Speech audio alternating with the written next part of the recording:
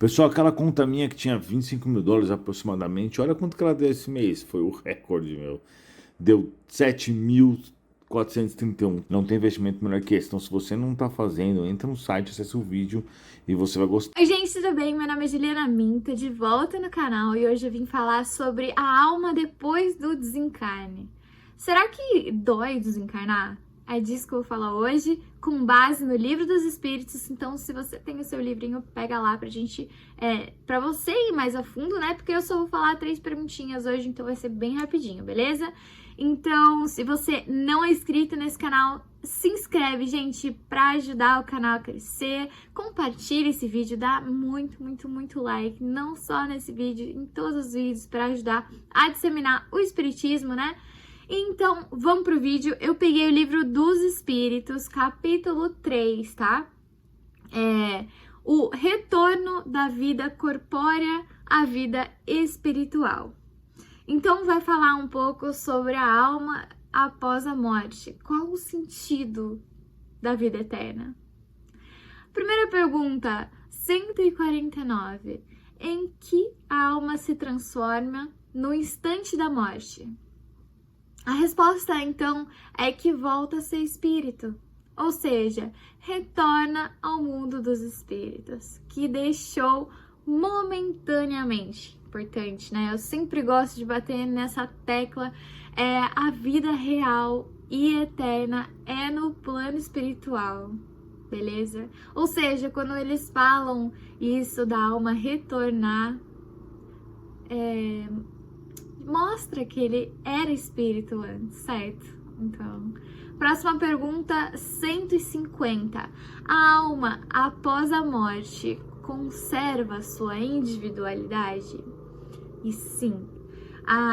Na resposta, o Espírito da Verdade até responde com uma pergunta.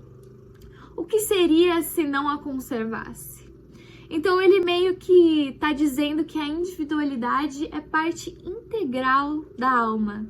Quem nós somos, né, nossos ideais, reside na alma. E nisso Kardec faz 2 perguntas anexas a essa pergunta. 150A. Como a alma prova a sua individualidade quando não tem o corpo material, né? A carcassinha. Eles explicam então que tem esse fluido, né, que é próprio, que é o perispírito, que a gente chama. Esse fluido, ele é retirado da terra, né, animalizado, né, parte animalizado, que é como os espíritos chamam esse fluido, esse perispírito. Então, por ele ser parte animalizado, ele permanece com a sua aparência atmosférica, né? Então, representa a aparência da sua última encarnação, porque ele tem esse semimaterial. Próxima, 150B, anexa, né? A alma não leva nada deste mundo? E eles respondem que nada além da lembrança e da vontade de ir para o mundo melhor. E eles explicam que entre essas lembranças, algumas boas, outras ruins, dependendo do que você fez da vida. Então, quanto mais pura ela foi, mais você compreende, né, a futilidade, o que você deixou sobre a terra mesmo. Ou seja, quando o espírito desencarna, ele se autoanalisa, né? Ele sai já com um entendimento real, né? Com uma percepção da vida diferenciada, né? Com o desencarne, com esse você desprende, né, do pensamento físico e inicia esse processo de relembrar das coisas que você já sabe, né? Hoje você sabe.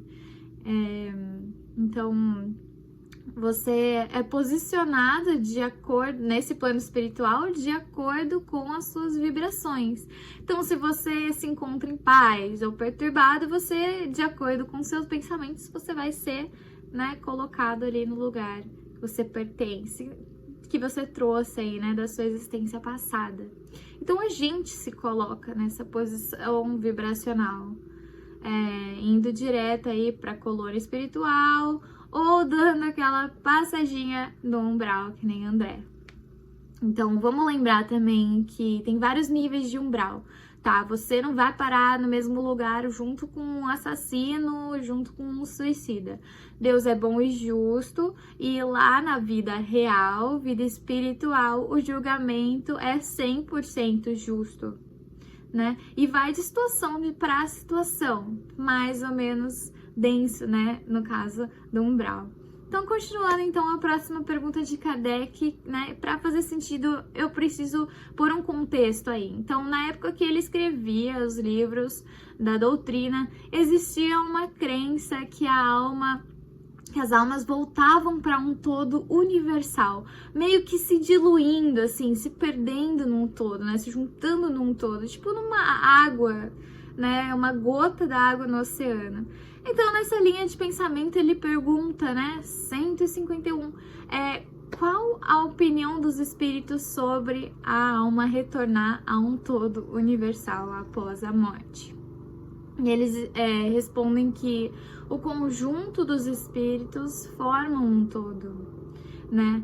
E eles dão um exemplo bem legal sobre uma assembleia, né? Que alguém participa, essa pessoa faz parte integrante da assembleia, mas não é por isso que ela perdeu a sua individualidade, né? Ninguém vai sumir ali porque se juntou, né? Virou um só. Então, a próxima pergunta é a pergunta que não quer calar, né? A que todo mundo já parou pra pensar, já me queimou muitos neurônios, a eternidade da alma. Kardec também tem essa dúvida e ele pergunta 153, em qual sentido se deve entender a vida eterna? Então os espíritos respondem que em uma frase só, sem muito detalhe. Vou ler aqui para vocês. É a vida do espírito.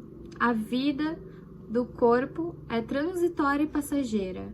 Quando um corpo morre, a alma retorna à vida eterna. A boa notícia, então, que eles deixam aqui claro na resposta é que somos seres infinitos.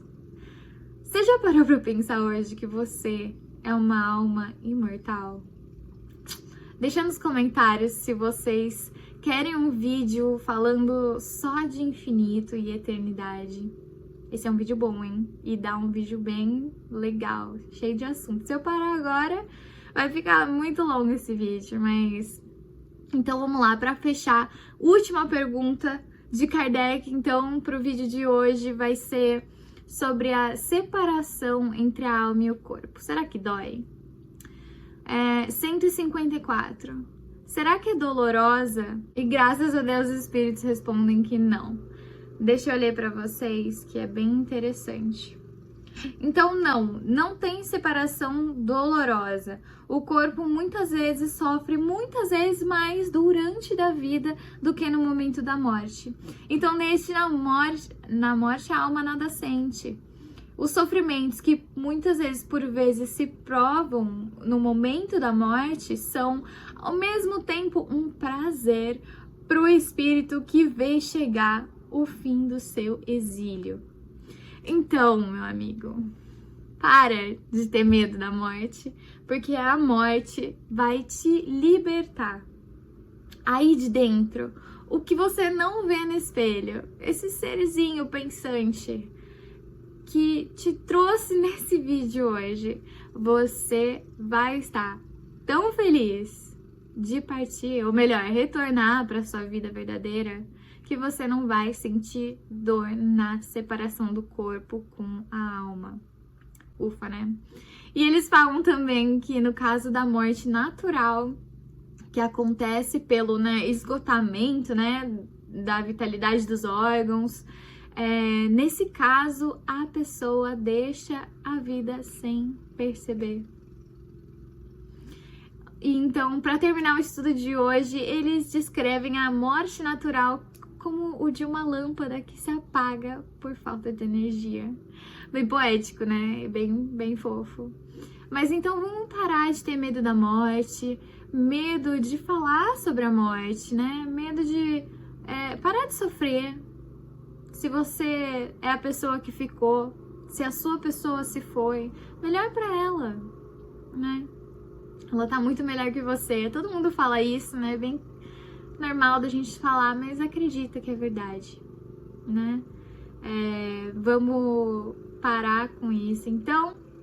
E fiquem com Deus. Até o próximo vídeo. Deem like, não esqueçam para disseminar o espiritismo e compartilha, tá bom? Até o próximo vídeo. Tchau!